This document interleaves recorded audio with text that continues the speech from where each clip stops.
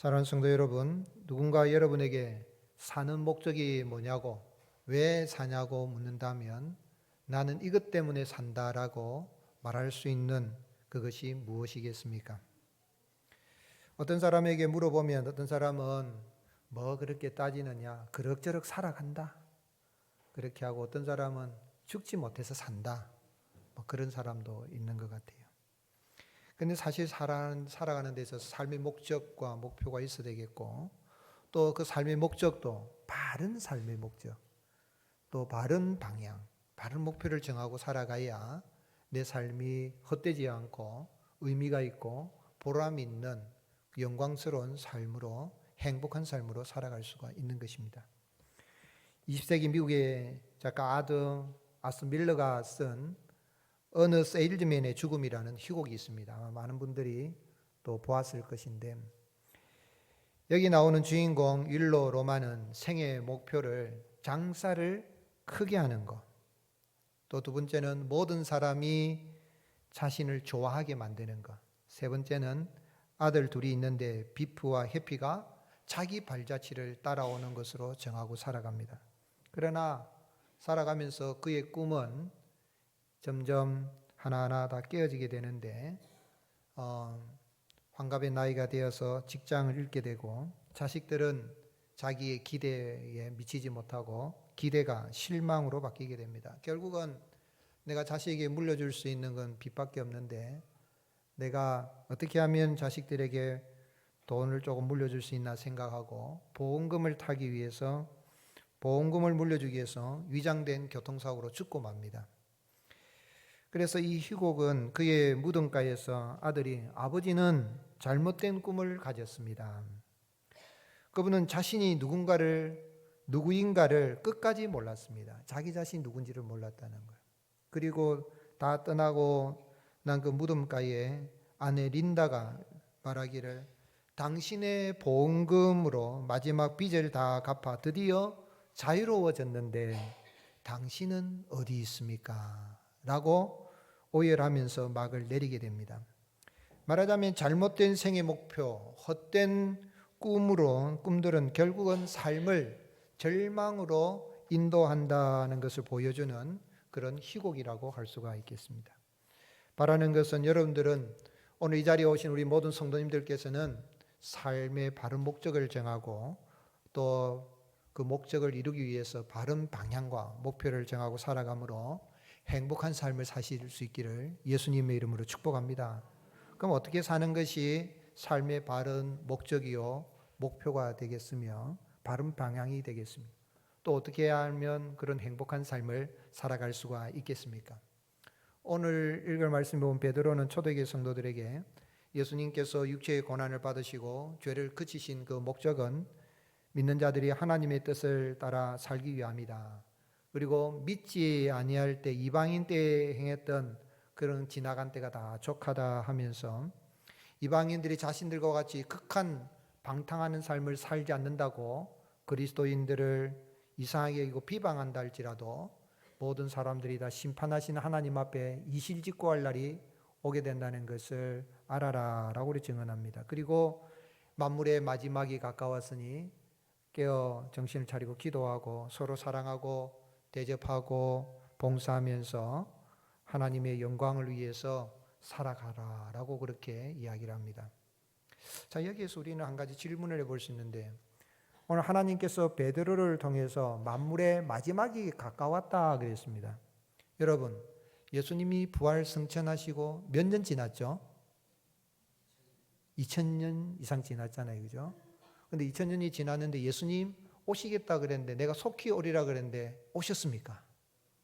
아직 안 오셨죠. 그렇게 생각하면 2000년이 지나도 속히 오시리라 그랬는데 오지 않으셨다면 예수님의 재림이 있을까요? 또 지금까지도 재림하지 않으셨다면 정말 종말이 있을까? 도대체 예수님은 언제 재림하시고 언제 이 지구의 종말이 온단 말인가? 라는 생각이 들 겁니다. 그리고 또한 하나님은 환난과 핍박을 당하고 그 어려움 가운데 네로 황제와 같은 악한 이런 왕들의 그런 통치하에서 고통을 당하고 많은 사람들이 예수님 믿는다는 것 때문에 죽어가고 있는데 저항도 하지 말고 그런 악한 왕이랄지라도 순종하라 라고 이야기하는, 이렇게 이야기하면서 오늘 말씀에 보면 만물의 마지막이 가까웠다면서 종말이 가까웠으니까 종말이 가까운 것처럼 그렇게 살아가라 라고 이렇게 말씀합니다. 과연 우리는 이 본문 말씀을 통해서 어떻게 사는 것이 과연 삶의 목적을 바르게 알고 사는 것이고 행복한 삶을 살아가는 것인지를 알 수가 있겠습니까?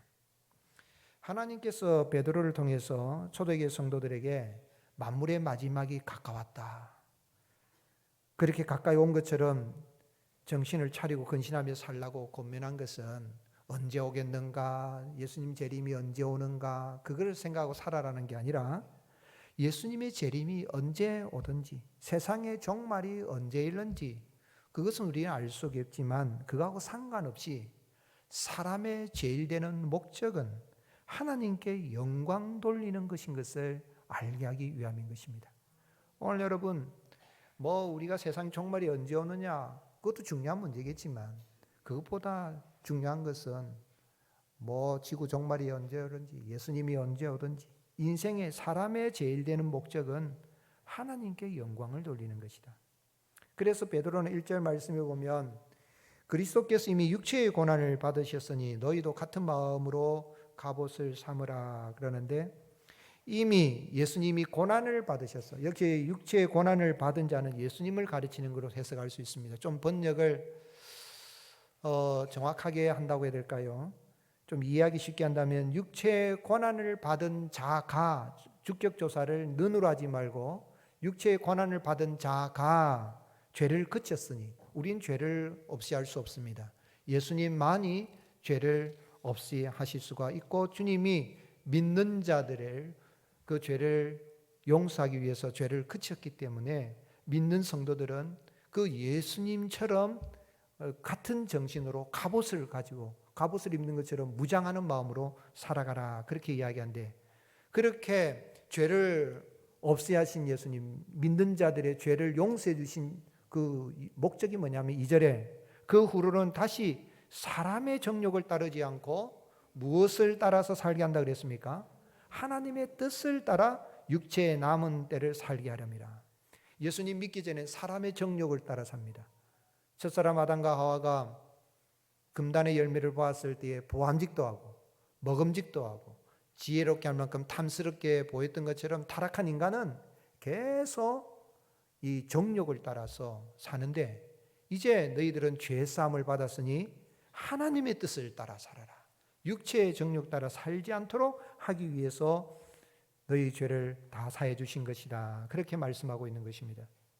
그리고는 이제 참 믿지 않는 자들이 믿는 자들을 핍박하면서 자기들처럼 극한 이런 방탕의 삶을 살지 않는다고, 왜 너희만 잘났느냐 그렇게 비방한다 할지라도 그건 너무 신경 쓰지 마라. 왜냐하면 6절에 5절에 보면 다 하나님 앞에서 자기들이 행한 것에 대해서 사실대로 고할 날이 다가오는데, 6절에 이를 위하여 죽은 자들에게도 복음이 전파되었으니 이 죽은 자들은 예수님 믿는 가운데 순교를 당한 사람들로 해석할 수 있습니다. 그들의 복음 전파했는데 예수님 믿다가 육체로는 사람으로 심판을 받아서 죽게 되었지만 영으로는 하나님을 따라 살게 하렵니다. 하나님을 따라 살게 하는, 즉 죄사함 받은 사람들을 죄사함 받게 해주신 그 목적이 뭐냐면 하나님의 뜻을 따라서 살게 하고 또 하나님을 따라 하나님을 본받아서 살게 하기 위함이다 라고 말합니다. 결국은 11절에 가서 뭐라고 이야기합니까? 참으로 하나님을 따라서 사랑하고 봉사하고 또 대접을 하고 하나님 말씀을 전하는 것처럼 살아가는 그러한 목적이 뭐냐면 하나님이 영광을 받으시게 하려 합니다. 11절 같이 읽겠습니다. 만일 누가 말하려면 하나님의 말씀을 하는 것 같이 하고 누가 봉사하려면 하나님이 공급하시는 힘으로 하는 것 같이 하라. 이는 범사에 예수 그리스도로 말미암아 하나님이 영광을 받으시게 하려 함이니 그에게 영광과 권능이 세세에 무궁하도록 있느니라. 아멘. 결국 베드로는 예수님께서 고난 받으신 그 고난 받으심으로 죄를 그치시고 또 믿는 자들이 어느 시대에 살든지 예수님의 재림이 종말이 언제 일는지 개인의 종말이 언제 일는지 그건 알 수가 없지만은 어느 시대에 살든지 인생의 삶의 목적은 종말론적으로 살 것을 그리 권면한 이유가 뭐냐면 인생의 삶의 목적은 하나님께 영광을 돌리게 하는 삶이다. 특별히 그리스도인들, 죄사함은 그리스도인들은 오직 하나님께 영광을 돌리는 것을 삶의 목적으로 살아가야 하는 것을 알도록 이 편지를 쓴 것입니다. 오늘 여러분, 오늘 우리 이 땅에 살아갈 때에 우리 삶의 목적을 하나님께 영광을 돌리는 것을 목적으로 살아갈 때에 하나님은 우리의 가는 길도 영광스럽게 하시고 복되게 하시는 은혜를 베풀어 주십니다. 모세와 이스라엘 자손들이 출애굽을 하여서 홍해를 건너고 난 다음에 얼마나 신났는지 몰라요. 생각해 보세요. 뒤에서 애굽의 바로의 군마들이 막 달려와서 죽이려고 그러고 앞에는 이런 홍해 바다가 물결이 치고 있는데 이제 죽었다 싶은데 하나님이 큰 은혜를 베풀어 주셔서 물을 가르시고 홍해를 가르시고 그냥 찔퍽한 땅을 건너간 게 아니라 드라이랜드, 마른 땅으로 건너가게 하신 다음에 뒤쫓아오는 바로의 그 군마들을 다 수장시키는 그 장면을 여러분 본다고 한번 생각해 보세요. 얼마나 신나겠어요. 그래서 너무너무 감사해서 하나님 앞에 영광을 돌리면서 노래한 것이 출애굽기 15장입니다. 그런데 출애굽기 15장 11절에 보면 모세와 이스라엘 자손들이 뭐라고 노래합니까? 여호와여, 신중에 주와 같은 자가 누구니까? 주와 같이 거룩함으로 영광스러우며 찬송할 만한 위엄이 있으며 기이한 일을 행하는 자가 누구니까? 하고 하나님 앞에 영광을 돌리고 하나님께 찬송을 드린 것입니다. 다윗도 인생 살아갈 때에 그가 참 많은 허물도 많고 연약함도 많지만은 그의 평생에 악기를 만들어서 하나님을 찬양하고 노래하고 그래 살 뿐만 아니라 사람들에게 하나님께 영광을 돌릴 것을 권면했던 것입니다. 시편 29편 1절에 너희 권능 있는 자들아 영광과 능력을 여호와께 돌리고 돌릴지어다. 여호와께 그의 이름에 합당한 영광을 돌리며 거룩한 옷을 입고 여호와께 예배할지어다. 이 아침에 왜 오셨습니까? 예배를 통해서 말씀을 통해서 찬양과 기도를 은혜를 받기 위해서 오신 것도 있겠지만 지난 한 주일 동안 한 주간 동안 하나님이 사랑해 주시고 은혜 베풀어 주시고 참 어려움이 많았는데 참 이렇게 비로 인해서 홍수로 많은 사람들이 참 목숨을 잃고 큰 어려움 있는 이런 가운데서도 우리를 지키시고 보호하신 하나님 그 은혜 감사여서 하나님께 예배로 영광을 돌려드립니다. 그래서 나온 거예요. 예배를 통해서 은혜 받기도 하지만 은혜 받기 전에 주기도문성을 찬양하면서부터 우리를 구원하신 하나님 감사합니다. 죄사함 받게 해주시고 하나님의 뜻을 따라 살게 하시고 하나님을 따라 살게 하시고 하나님의 영광을 위해 살아갈 수 있도록 우리를 세워주시니 감사합니다. 영광을 받으시옵소서 하고 하나님께 예배를 드리는 것입니다. 그 하나님, 사람과 모든 만물을 통해서 영광 받으시기 원하시는 그 하나님이 하나님을 믿는 자들을 하나님의 영광을 위해서 살아가게 하는 그 목적을 이루게 하기 위해서 사람의 몸을 입고 이 땅에 오셨습니다. 그분이 누구십니까? 그분이 우리 구주 예수 그리스도이십니다. 예수님은 이 땅의 모든 인생이 자기 영광을 위해서 살아가는데 예수님 믿기 전에 사람들은 다 자기 기쁨을 위해서 자기 욕망을 위해서 자기 영광을 위해서 살아가는데 사람의 제일 되는 목적은 자기 영광을 위해서 사는 것이 아니라 하나님의 영광을 위해서 사는 것이라는 것을 알리기 위고 뿐만 아니라 예수님 믿는 사람들은 하나님께 영광을 돌리는 것을 삶의 목적으로 살아가도록 거듭나게 위해서 예수님이 이 땅에 오신 것입니다. 그래서 사도 요한은 예수님이 말씀이 육신의 이 땅에 오신 그 예수님이 오신 그 목적이 뭔가 하는 것을 요한복음 1장 14절에 밝히고 있는데 말씀이 육신이 되어 우리 가운데 가시며 우리가 그의 영광을 보니 아버지의 독생자의 영광이요 은혜와 진리가 충만하더라. 오늘 사랑하는 성도 여러분, 33년 계신 예수님을 직접 뵙지 못했다 할지라도 말씀으로 계신 그 주님이, 말씀이 육신되어 이 땅에 오셔서 하나님의 영광을 다 이루시고 구원을 이루신 그 예수님을 내가 말씀을 통해서 깨달아 알고 말씀을 통해서 내가 만난다면은 그 예수님을 만나 뵌 것처럼 알고 하나님 아버지의 영광을 드러내신 그 주님, 그 주님께 찬양과 영광을 올려드리고 하나님의 영광을 위해서 살아가는 그런 복된 삶을 살아갈 수 있기를 주님의 이름으로 축복합니다. 우리 예수님은 인생의 사람들은 다 자기 영광을 위해 사는데 내일이면 십자가에 달려 돌아가시는데도 그 죽음을 앞에 놓고 기도하셨습니다. 하나님, 아버지 나를 구원하여서 이때를 면하게 하여 주옵소서. 인간 예수님으로서 완전한 하나님이시지만 완전한 인간으로서 둘째 아담 마지막 아담 오신 예수님은 이 육체의 고난이 너무 무섭고 두려워서 나를 구원해서 아버지여 나를 건져 주옵소서. 그러나 하나님 아버지 이 모든 삶을 통하여서 아버지의 이름이 영광스럽게 되기를 원합니다. 그렇게 기도했어요. 요한복음 12장 28절에 아버지여 아버지의 이름을 영광스럽게 하옵소서 그렇게 했습니다. 나의 원대로 마옵시고 아버지의 원대로 하옵소서 하는 그 기도를 공관복음에 했지만 사도 요한은 요한복음에서 내 죽음을 통하여서 아버지의 이름이 영광스럽게 되기를 원합니다. 십자가 고난을 앞두고 그렇게 이제 기도를 드린 거예요. 그런데 하나님은 아버지께서 뭐라고 응답하셨으며 하늘에서 소리가 나서 이르되 내가 이미 영광스럽게 하였고 또다시 영광스럽게 하리라 그렇게 말씀하셨어요. 무슨 이야기입니까? 예수님의 전생의 33년의 삶을 통하여서 공생의 3년의 삶을 통하여 이미 하나님께서 영광을 받으셨을 뿐만 아니라 예수님이 십자가를 지셔서 죽으시면 죽음으로 끝나지 않고 부활하심으로 말미암아 내가 영광스럽게 하리라 그렇게 응답하여 주신 것입니다. 그 주님은 당신의 삶을 통해서 하나님의 영광을 나타내셨을 뿐만 아니라 그를 만난 자들은 은혜를 입고 하나님께 영광을 돌리게 하십니다. 죽어도 하나님께 영광을 돌리게 하십니다. 예수님은 친구 나사로가 병들어 죽어간다는 소식을 들었습니다. 그러면 친구 나사로가 병들어 죽어간다면 빨리 신방을 가야 되잖아요. 그런데 예수님 안 갑니다. 언제 가셨지요?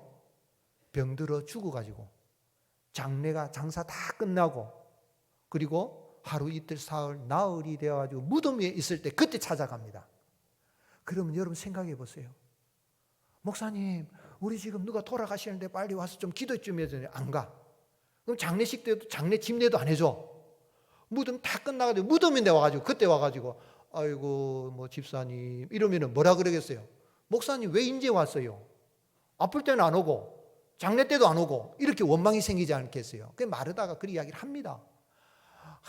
우리 오라버니가 살아있으면 좋았겠니? 왜 이제 오셨습니까? 그래 말하니까 네가 믿으면 하나님의 영광을 보리라. 예수님은 왜 안 가셨어요? 예수님 안 가시는데 나사로가 병들었다 그러니까 예수님이 뭐라고 말씀하시자면 요한복음 11장 4절에 예수께서 들으시고 이르시되 이 병은 죽을 병이 아니라 하나님의 영광을 위함이요 하나님의 아들이 이로 말미암아 영광을 받게 하려 함이더라 하시더라. 오늘 여러분 예수님 믿는 사람들은 죽어도 하나님의 영광입니다. 사나 죽으나 하나님께 영광 돌리는 걸 삶의 목적으로 하고 살아가는 것입니다. 죽을 때도 우리는 찬송을 저도 하나님이 저를 부르실 때에 그렇게 찬송하고 싶어요. 영광일세 영광일세 내가 누릴 영광일세 은혜로 주 얼굴 배옵나니 지극한 영광 내 영광일세. 오늘 여러분 살아도 살아있는 동안에도 하나님께 영광을 돌리고 하나님께 예배를 드리고 하나님의 영광을 노래할 뿐만 아니라 임종이 되는 순간에도 이런 찬송을 하고 하나님께 영광을 돌리고 살아간다면 우리의 평생에 영광스럽게 할 뿐만 아니라 영원한 하나님의 나라에서도 하나님이 우리가 영원토록 하나님의 영광을 노래하며 예배하는 자로 살아가게 하여 주시는 것입니다. 부활하신 예수님은 베드로를 만나서 베드로가 예수님 모른다고 부인할 뿐만 아니라 저주했습니다. 맹세하면서 내가 예수님을 알면 손에 장을 지진다 하고 막 저 예수는 뭐 십자가 죽어도 된다 뭐 이런 그 의미로 다 이야기했어요. 저주하고 맹세하고 그랬어요. 근데 부활하신 예수님 그 현장을 목격했잖아요. 목격했는데 아이고 내 같은 게 이제는 뭐 예수 제자라고 아이고 스승 제자라고 내가 뭐 어떻게 부활 그 이야기 할 수 있겠느냐 하고 갈 때 혼자 안 가고 제자들 다 선동해 가지고 너도 다 도망갔지 어쩔래 예수님 부활하셨다 그러는데 우리는 안 된다 그냥 옛생활로 돌아가자 가서 물고기나 잡아먹고 살자 하고 갈릴리 바닷가에 7명 가지고 물고기 잡고 있는데 거기 예수님 나타나시고 베드로야 네가 날 사랑하느냐? 아이고 주님 아시잖아요. 3번 묻고 난 다음에 그런 다음에 예수님께서 내 양을 먹이라 하시 뭐라고 말씀했어요? 네가 젊었을 때는 네 마음대로 다녔으면 이제는 나이가 들면 사람들이 너를 이리저리 데리고 갈 것이다. 끌고 갈 것이다. 무슨 이야기입니까? 요한복음 21장 19절 같이 읽겠습니다. 이 말씀을 하시면 베드로가 어떠한 죽음으로 하나님께 영광을 돌릴 것을 가리키심이라라. 이 말씀을 하시고 베드로에게 이르시되 나를 따르라. 베드로가 어떤 죽음으로 베드로가 전해진 이야기를 보면 십자가에 달려 순교를 하게 됐는데 내 주님이 십자가에 달려 돌아가신 내가 어떻게 내 주님처럼 바로 그렇게 십자가에 달려 죽겠는가 나를 거꾸로 매달아라. 그래 순교했다는 그런 이야기가 있습니다만은 어떠한 죽음으로 하나님께 뭐를 돌려요? 영광을 돌리는 거예요. 아멘이십니까? 그래서 우리 그리스도인의 삶의 목적은 하나님께 영광이 있는 그리스도인만이 아니라 모든 인생의 삶의 목적은 하나님께 영광을 돌리는 것이다. 예수 그리스도를 믿는 사람들은 하나님께 영광을 돌린 자로 거듭나게 되는 것입니다. 그 하나님께 영광을 돌리면 내 가는 길도 영광스럽지만 하나님께 영광을 돌리지 않고 내 영광만을 위해서 생각하면 내 영광도 없어지고 하나님께 영광도 없는 거죠. 옛날 어느 나라에 임금님이 타는 당나귀가 한 마리 있었습니다. 이 임금님이 당나귀를 타고 나라를 이렇게 다 한 바퀴 순찰을 하면 백성들이 아이고 임금님 왕 참 오셨습니까? 하고 다들 환호하고 박수갈채를 보냅니다. 임금님이 타는 나귀니까 거기다가 참 치장도 하고 장식도 하고 멋지게 해서 다닙니다. 그런데 참 국민들이 백성들이 왕과 함께 나가는 그 나귀도 야, 저 나귀 참 대단하다. 왕을 모시고 저렇게 다니네 하면서 박수갈채를 보내는데 그런데 이 박수갈채 한호에 고무된 나귀가 어느 날 땅에다가 임금님을 내동댕이 쳐버렸어요. 왜냐하면 임금님께 돌아가는 그 영광을 누구 혼자 받고 싶어가지고 자기 혼자 박수갈채를 받고 싶어가지고 딱 임금님을 내동댕이 쳤는데 이것은 왕이 없으면 모든 한호와 갈채를 나 혼자 다 받을 수 있겠다는 착각을 한 겁니다. 그런데 어떻게 되겠어요? 나귀가 왕을 땅에다가 내동댕이 치는 순간 나귀에게 내려진 것은 참수형입니다. 오늘 여러분 왕이 이거는 하나의 우화겠지만은 왕이신 하나님, 만왕의 왕이신 주님께 영광을 돌리고 나아가면 우리의 가는 길도 주님이 영광스럽게 하여 주십니다. 그러나 그게 아니고 내가 예수님 믿는다고 하면서도 교회 다니는다고 하면서도 사람의 제일 되는 목적이 하나님께 영광인데 그럼 그리스도인의 목적은 더 하나님께 영광이 되는데 내 영광, 내 자존심, 내 욕망, 내 기쁨 그것만을 생각한다면 진짜 예수님 믿는 것인지 한번 돌아봐야 됩니다. 바라는 것은 오직 내가 하나님께 영광만을 돌리겠습니다 하고 살아갈 때에 우리는 예수님을 믿는 사람을 그렇게 거듭나서 살아갈 때에 우리의 가는 길 하나님이 더욱 영광스럽고 빛나게 하시는 것입니다. 프란츠 요제프 하이든 교향곡의 아버지라고 불릴 정도로 위대한 작곡가인데 그가 세상을 떠나기 전에 하이든이 이제 1년 전쯤에 오스트리아 빈에서 이제 연주회가 열렸습니다.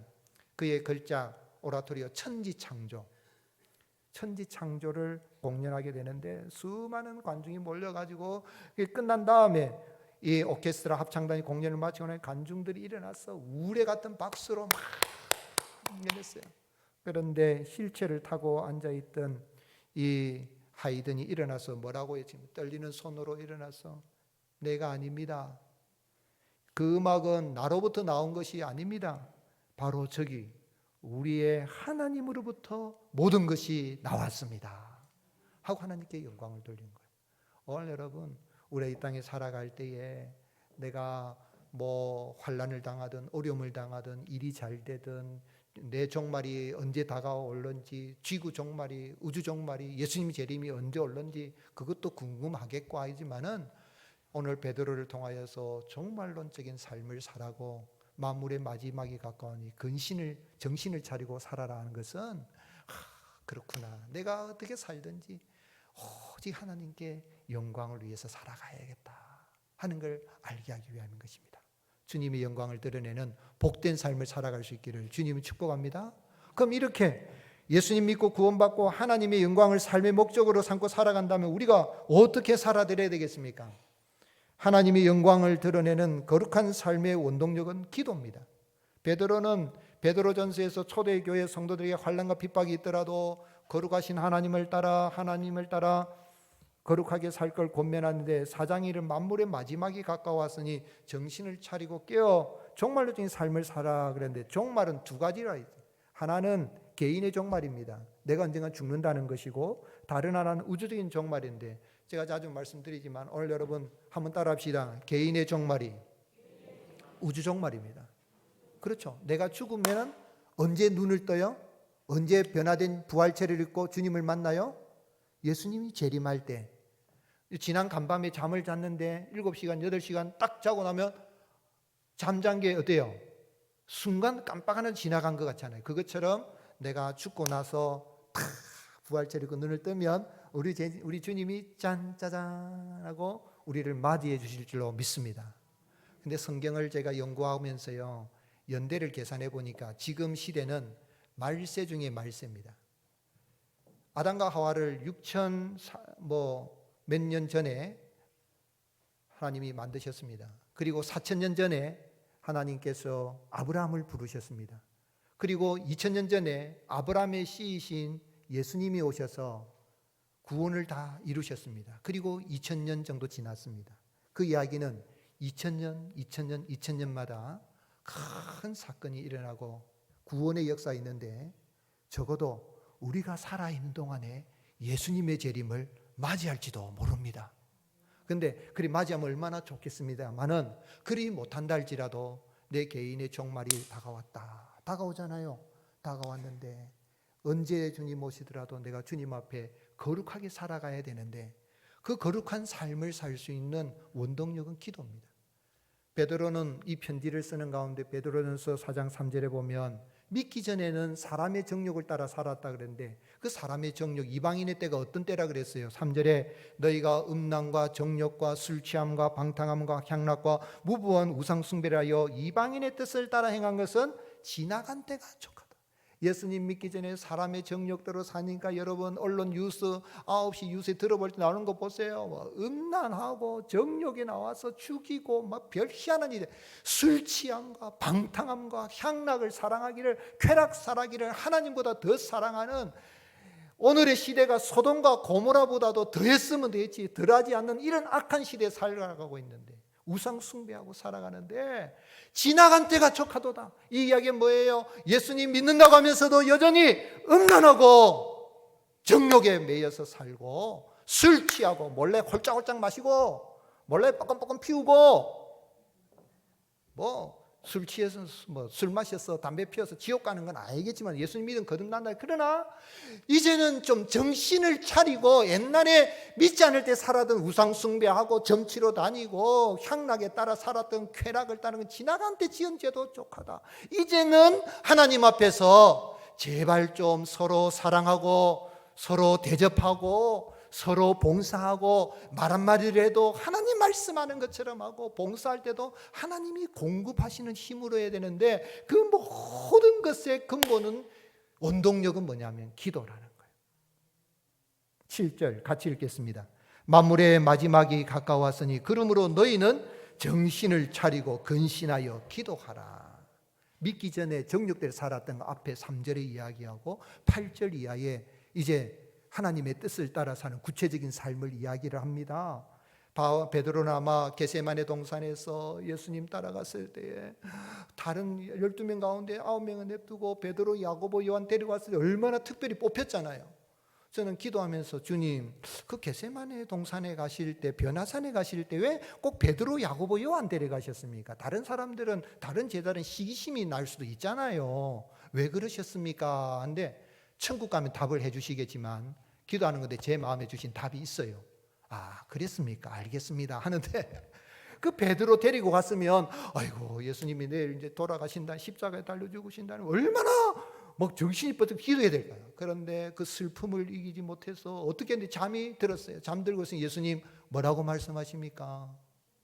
너희가 1시간 동안도 나 깨어 있을 수 없느냐? 시험에 들지 않게 깨어 기도하라. 마음은 원이로되 육신이 약하도다. 목사가 집사님 기도 좀 하십시다. 새벽기도. 목사님 마음은 원인데 육신이 약해서 못 갑니다. 그런 게 아니고 육신이 약하니까 기도하라는 거예요.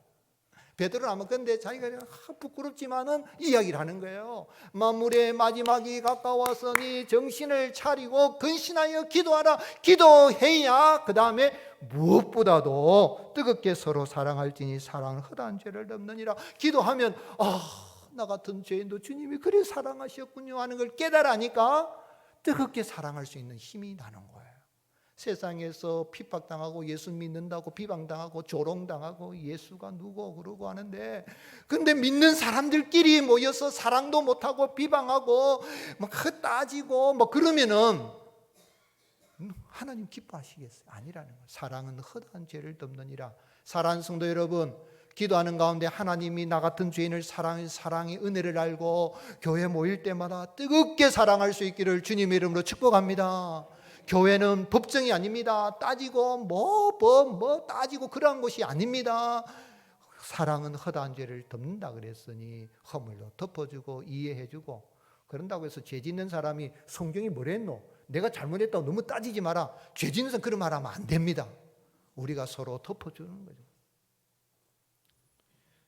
어느 부부가 이혼을 하게 됐습니다. 이혼을 해가지고 법정에 갔는데 판사가 물었어요. 뭐 때문에 이혼합니까? 그러니까 감자 때문입니다 그랬어요. 별 희한한 이유도 다 있네. 무슨 이야기냐면 어느 날 부인이 감자를 쪄가지고 설탕과 함께 남편에게 절였어요. 남편이 떡 보더니 버럭 가르면서 누가 감자를 갖다가 설탕에다 찍어 먹냐고. 당장 소금 가지고 와요 그랬더니, 아니 고맙다는 말은 않고 웬 소금 타령이야? 감자는 설탕에 찍어 먹어야 맛이 있는 거지. 이 사람이 어디서 말댔고요. 내가 처가에 갔을 때 알아봤어. 감자를 설탕에 찍어 먹는 집안이 어디 있어? 뭐라고? 그런 당신네 집안은 어떻고? 무식하게 어찌 감자를 소금에 찍어 먹냐? 그래, 그럼 우리 무식한 집안이니까 이번에 깨끗이 갈라서자. 그래서 판사 앞에 온 겁니다.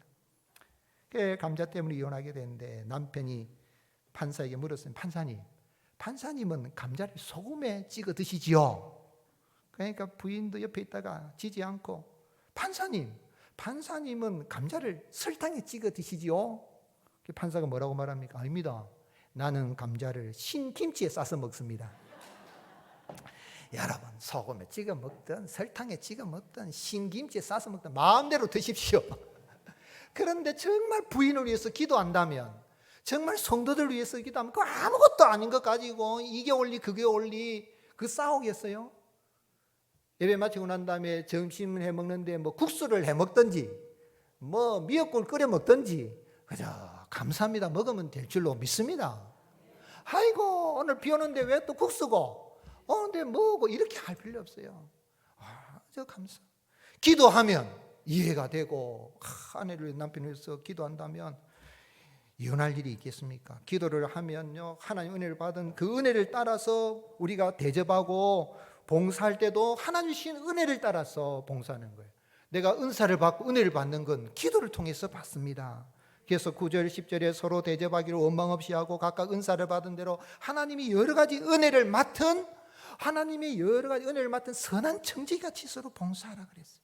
11절 같이 읽겠습니다. 시작. 만일 누가 말하려면 하나님의 말씀을 하는 것 같이 하고 농사 봉사하려면 하나님이 공급하시는 힘으로 하는 것 같이 하라. 이는 범사에 예수 그리스도로 말미암아 하나님이 영광을 받으시게 하려 함이니 그에게 영광과 권능이 세세에 무궁하도록 있느니라. 아멘. 봉사할 때 어떤 힘으로 하라고요? 하나님이 공급하시는 힘. 하나님이 언제 힘을 주십니까? 기도할 때. 기도할 때 성령의 은사를 주시고, 기도할 때 힘을 주시고, 기도할 때 은혜를 주시고, 기도할 때 사랑을 깨달아 알게 하시고, 하나님의 사랑을 깨달아 알고 이 사랑이 다른 사람에게 흘러가도록 힘과 용기를 주시는 것입니다.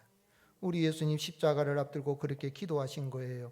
요한복음 17장 1절에 예수님의 기도문 첫번에 예수께서 이 말씀을 하시고 눈을 들어 하늘으로 우러 이르시되 아버지여 때가 이르렀사오니 아들을 영화롭게 하사 아들로 아버지를 영화롭게 하옵소서. 그렇습니다. 그러므로 오늘 이 땅에 살아갈 때 오늘 여러분 기도하는 가운데 힘을 얻고 하나님의 영광을 드러낼 수 있기를 주님의 이름으로 축복합니다. 예수님 믿는 재미는 뭐냐면요, 기도 응답의 재미입니다. 세상의 재미는요, 막 게임하고 쾌락하고 뭐 도박하고 이런 거는 하고 나면 후회스러워요.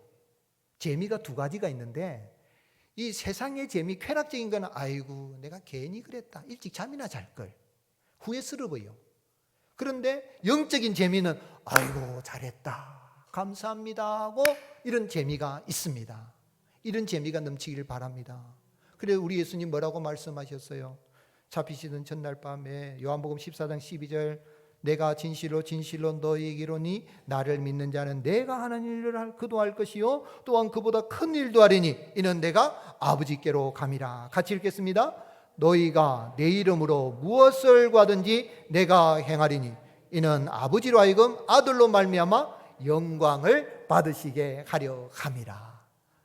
하나님께 영광을 돌리는 거룩한 삶을 살아갈 수 있는 건요, 기도하면 하나님이 응답해 주시니까 아들 예수님으로 말미암아 하나님이 영광 받으시는 거죠. 예수님 믿는 사람들은 예수님이 하는 일도 하고 예수님보다 큰 일을 한다는 건 그분이 전도입니다.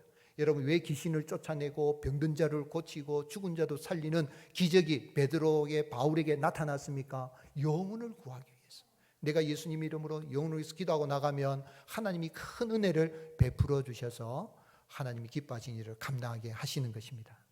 만류 인력을 발견한 뉴턴이 나는 망원경으로 지구에서 멀리 떨어진 천체를 볼 수 있습니다. 그러나 때때로 망원경을 옆에 두고 방에 들어가 무릎을 꿇고 기도할 때에 망원경으로 볼 수 없는 하나님의 나라, 망원경으로 볼 수 없는 영적인 신비함을 봅니다 라고 고백했어요. 오늘 여러분, 우리는 기도하는 가운데에 이미 하나님께 영광을 돌리는 그 삶의 목적으로 살아게 해주셨으니 기도함으로 말미암아 믿기 전에 했던 세상 옛날에 사람의 정욕을 따르는 거 그건 다 이거 그때 했던 것도 족하다 하고 사는 날 동안에 더 많이 사랑하고 더 많이 봉사하고 말씀 한마디를 하더라도 하나님이 말씀하는 것처럼 은혜로 말을 하여서 주님의 영광을 드러내는 삶을 살아가는 저와 여러분이 될 수 있기를 예수님의 이름으로 축복합니다.